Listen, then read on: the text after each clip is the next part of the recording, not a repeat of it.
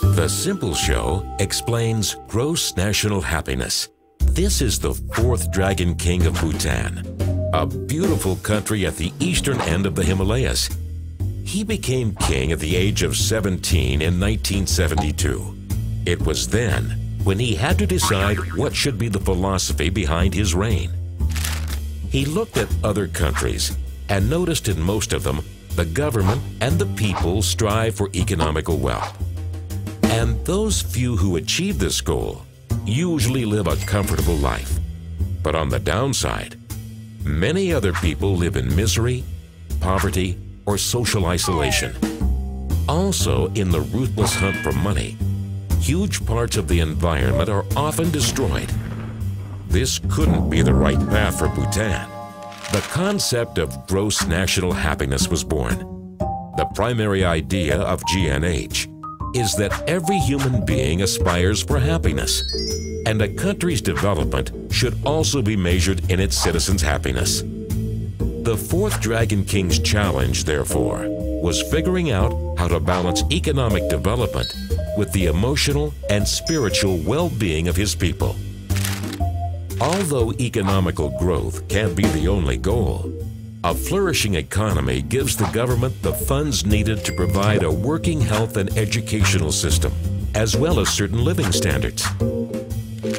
Because being healthy, having opportunities for the future, and knowing that security, a steady income, housing, or well-balanced time use are guaranteed is crucial for people to be happy. But furthermore, people get a lot of positive energy from being with others and sharing interests. Participating in cultural life and to hold up local traditions and cultural heritage lead to a stronger community feeling. Healthy family relationships, advocating community activities, and religious aspects are factors for achieving happiness. It gives the Bhutanese people a strong sense of values and identity. The fourth Dragon King reigned 34 years, basing his decisions on all factors of gross national happiness, asking himself, what makes Bhutan's people happy? And the fourth Dragon King lived by example, leading a very simple life.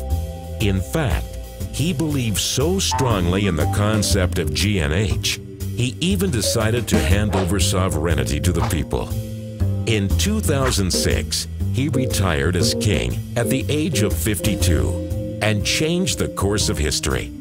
2 years later, in 2008, Bhutan elected its first representative parliament. Since then, the idea of gross national happiness has taken quite some momentum outside of Bhutan, with other countries and people around the world thinking about adopting the GNH approach to strive for development with values and to make the world a happier place.